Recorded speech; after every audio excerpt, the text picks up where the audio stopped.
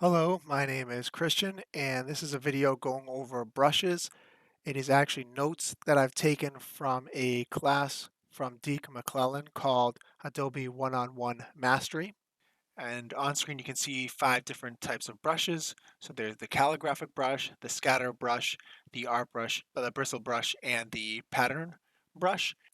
To go into the brushes panel, you go right here in your toolbar. Also, another way to access it is to go to Window, Brushes. It's check marked here because it's open. F5 is the shortcut. And as one might expect, calligraphic brushes like using a calligraphy pen, a scatter brush disperses objects randomly across the path. An art brush can be multiple things, but usually it's either a pencil or another kind of drawing or writing instrument. A bristle brush is just like the physical bristle brush, and a pattern is just an image stretched across the path. And just going into a different layer here, you can see that they're applied to these different paths. How you can apply a brush is you can use any path. I'm going to use the pencil tool, shortcut N. It looks like this is the pencil tool. I'm just going to draw a path. And by default, it's just a black stroke of 1 point. I'm going to change that by going into the brushes panel here, and I'm going to apply a charcoal pencil. I'm just going to click on the artboard, close the brushes panel, reselect our object here. I'm just going to increase the stroke so that we can see it. And just to showcase that, we can do that with any of the brushes. This is a scatter brush here, do the hearts, and this is a calligraphy brush right here, and that's how you apply it. One way to customize the brush is to double click on it. So if right now I'm using the calligraphy brush, but let's say I'm going back to the charcoal pencil, increasing it to 5 point. Let's say for some reason I don't like the appearance of the brush. I can double click on it, the brush, here in the brushes panel, and it'll bring the art brush options menu up. And I can mess around with these values to change the appearance. And you can see on the right the preview of it. I can change it dramatically, however I want to do it. Some of these other options you can mess around with and just see how you can fine tune it. Do note that making any changes here is global and universal to that brush, so it'll be saved to any instance. And as you can see, I have another instance of that brush here. So these two are the same brush, and when I alter this, it alters all of them. I'm going to cancel this because that's not what I want to do right now. Let's say instead of wanting to change the brush, I just want to change this very specific instance, this just selection, not all instances of the brush. So I'm going to go down to the brushes menu and go to options of selected object. And when I click that, I get a similar menu, and this will only change this selection or whatever is selected. So as you can see, I can edit, and it is not affecting the other brush or the other object that has the same brush. It's only changing the selection. And that's just a good way to do it if you just want to make changes to one specific object or path without changing the brush universally. So far we've only been applying brushes to objects, but here I want to show you how you can apply that to text. So we have 3 versions of text right here.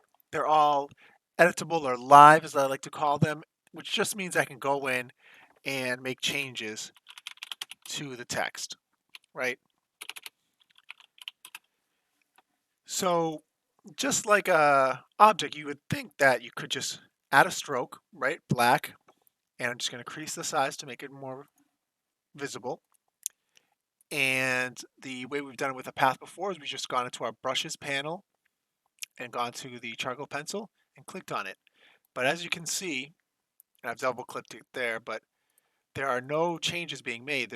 The brush isn't actually showing up. We're just getting our default basic, uh, our basic stroke.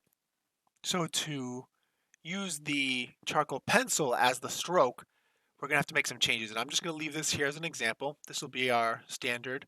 This will be just a regular stroke. For the middle object, how you're going to prepare it for a brush is to go to the appearance panel, which just looks like the circle with dots around it. You can also go to window appearance. Shift F6 is the shortcut. And in order to use the brush as the outline or the stroke, we're going to have to add a new stroke, which you can click the button on the bottom of the panel. It's a black stroke here. That's fine. Make sure that you still have this object selected. And we're going to go back and return to the brushes panel and click on the charcoal pencil. You can see that the brush has been applied. We're going to increase the size of the brush. And if I zoom in here, you can see that the brush has been applied to the text, but for some reason, it's not a pure black. It's a very, very dark gray. And we'll go into that in our next artboard, our next layer, sorry. So I'm zooming out, and I'm just going to go into our next one. And for this, I have three objects on the top here, three squares that all have the same brush applied, and it's all the same color. And I'll show you what I mean. So if I select an object, go to the stroke, double click on the stroke here, you can see I have a value here. I'm going to just use the cyan and magenta, 39% cyan, 37% magenta. I'm going to cancel out. I'm going to click the fill and then double click the fill. And you can see here that we have 39% cyan and 37% magenta. So the fill and the stroke colors are exactly the same. I'm going to zoom in just to show that there is variability, that there's a little bit lighter. And why is that, or how do we change that? So the reason why, I'm going to zoom out, that these colors don't match is that the brush was created without a pure or rich black. This is not every brush. Some brushes are created with a rich black and you won't encounter this issue. But the question is, how do we fix this so that they do match? Well, one of the simpler or maybe most obvious ways is to grab our selection, go to Object, Expand Appearance, and Object Expand. And we've destroyed our stroke, but we've been able to, if we select everything and go to the eyedropper tool, I is the shortcut, and we're just going to click on the middle portion, the fill. We're going to see that if we zoom in, the stroke color, or what was previously a stroke from the brush, and the fill color are now exactly the same. If I go into the color, it's still 39% cyan, 37% magenta. The problem with this method is that it's destructive. We can no longer change the brush, resize the brush, the stroke weight that is. So how do we do this without destroying the brush? I'll show you how to do it with this one. But firstly, we're going to have to edit the brush. So we're going to return to the brushes panel, select our brush. In this instance, it's called the charcoal pencil brush. Click on it, drag it onto the artboard. And I'm just going to use the zoom tool here. Z is the shortcut. I'm going to zoom in. And I'm just going to zoom in a little bit more so we can see what we're working with. I'm going to click to select our brush here. And I'm going to double click to enter isolation mode. I'm going to click again, but I can't see that I can see that I'm not getting the fill yet. So I'm going to double click again to enter further into the object.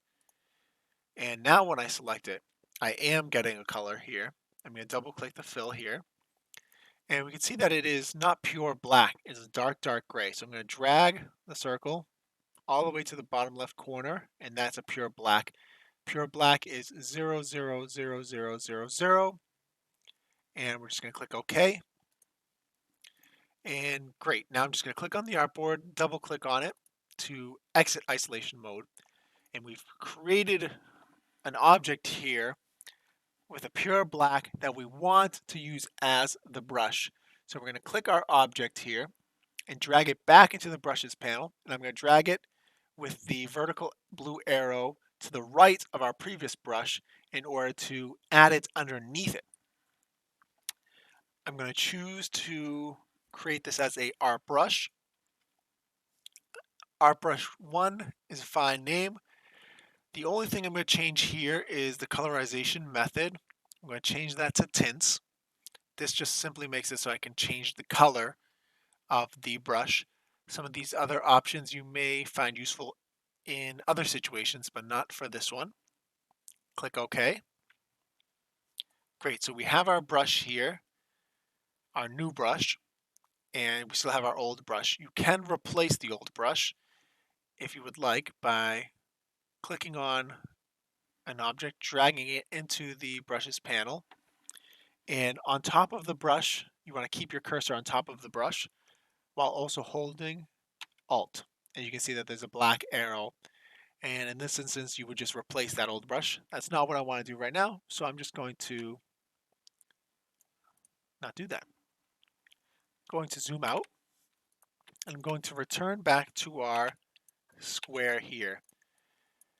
Select it, and you can see that it still has the charcoal pencil brush. I want to use the art brush 1. So I'm going to click on that, and you can see that the color has been changed here and they match. And that's only because of the brush. I haven't changed anything here in the color values. And one of the benefits of using this is now I can edit the brush. I can edit the stroke weight, make it bigger, smaller, or if I wanted to, I could use a different brush. I'm just going to make those larger so you can see. So I haven't destroyed any of the properties. I'm just going to return it back. So we keep it here. Zoom out again. So again, so we started with this, where all the colors are the same between the stroke and the fill, but we wanted to make it so that the stroke and the fill matched. And these are the two ways to do it. Now, we kind of just went over it, but here I want to show you guys how to create a brush. And I have two objects here.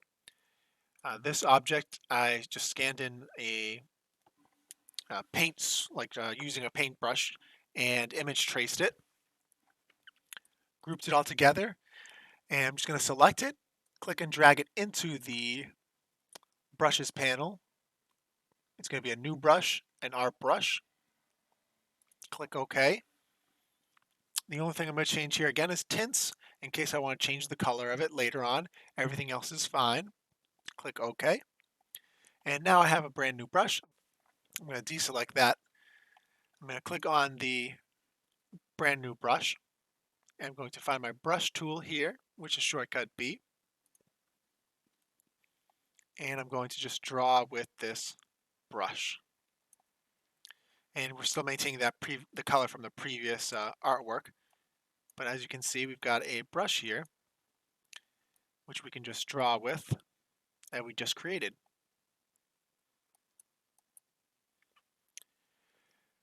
And this is fine and perfect, and this is probably what you would expect from a brush to replicate digitally what is, let's say, a real-world physical brush. Another use for a brush is for objects that I would consider ornate.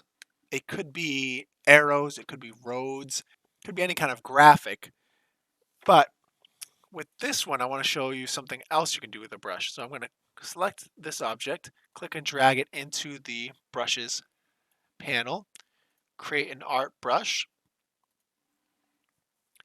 And the thing we're going to change here is we're going to change the brush scale options from stretch to fit stroke length to stretch between guides. You'll see these dotted lines appear, vertical dotted lines, and those are the guidelines. I'm going to bring those in by clicking and dragging on the dotted lines. You can also just manipulate the mathematical start and end values. I'm going to change the method to tints, and that's it. I'm going to click OK.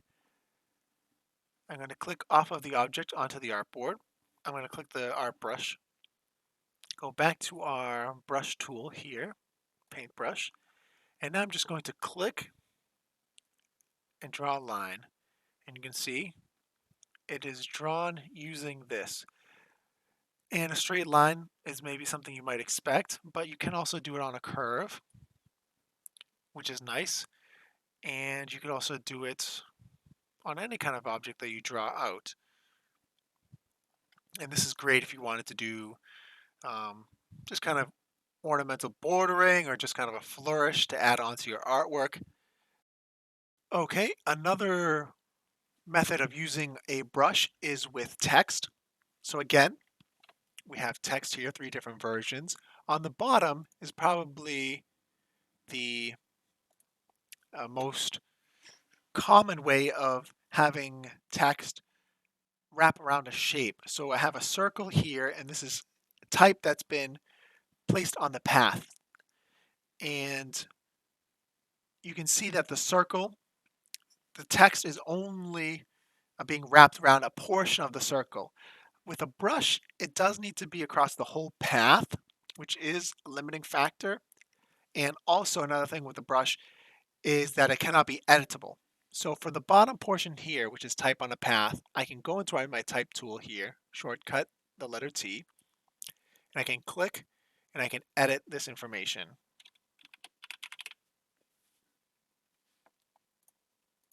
Which is great if you have to change names or update information.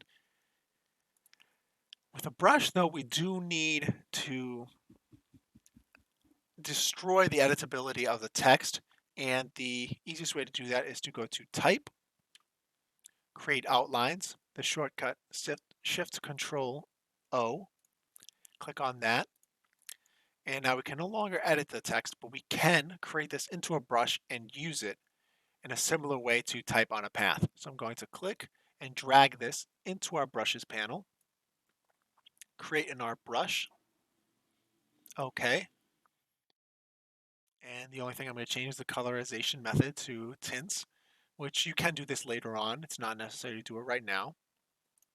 Click OK. I'm going to click on the artboard to deselect this.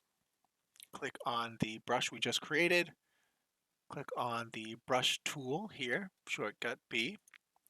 And I'm going to create a similar shape, an arc, with the brush. And you can see that we get a similar effect to this.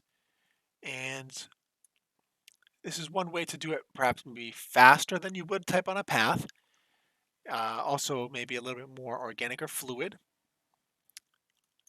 And that's just another way to, if you want to, instead of doing type on a path, if you wanted to draw a path and have the text span across the whole of the path. Now, if I draw a circle, I'll just show what I'm talking about when I say that it goes across the whole path. You can see that the text is stretched across the whole path rather than when you put type on a path, using the type on a path tool, it is limited. You can constrain where it shows up. I'm just going to delete this for now. One other thing you can do with any brush, or any stroke for that matter, is you can change the width. So if I have this bottom one selected, I'm going to zoom in so we can see it a little bit better.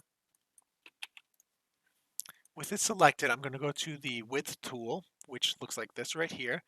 The shortcut for that is Shift W. Click on that. I'm going to click on the path in the center here, and I'm going to drag out these anchor points. And you can see it's expanding past what it normally would, and we're increasing the width of certain segments or parts of the path. For the endpoint here, I'm going to shrink it down, and we do the same on this side. You can start from any point, click on, I'm going to deselect, and you can see we've changed it where it's thicker during the center of the path and thinner on the outsides of the path. Now I'm just going to zoom out, and that covers the majority of what I learned in my course with Deke McClelland regarding brushes.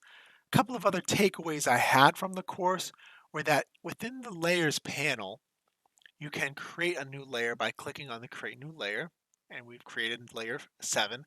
Another thing you can do is, while holding the Alt or Option key, you can click on create new layer, and the layer options panel will show up.